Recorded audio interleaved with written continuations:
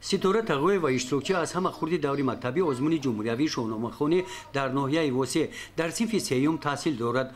او یکی از داوطلبان اساسی برای اشتراک ورزیدن در دوری ولایتی آزمون زیاده از 220 مصرع از داستان‌های شاهنامه از یاد کرده است.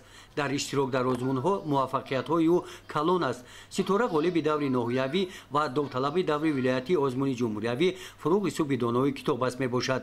در آزمون فروغ صبح دانایی کتاب است از روی نامیناسیون ادبیات کلاسیک اشتراک می‌نمایم.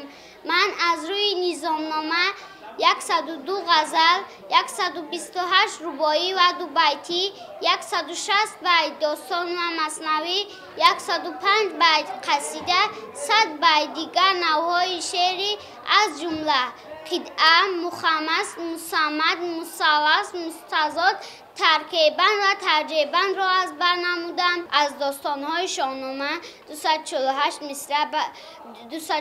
مصرع می‌دانم. داستانی تولد یافتن سهراب از تهمینه و بازگشتن رستم به ایران زمین.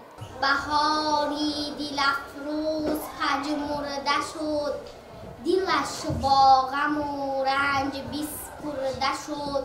در دور مکتبی آزمون شاهنامه‌خوانی در این مؤسسه تعلیمی 15 نفر بهترین شاهنامه‌خوان‌ها اشتراک ورزیدند که آنها از شاهنامه 5000 مصرع شعر قرائت کردند.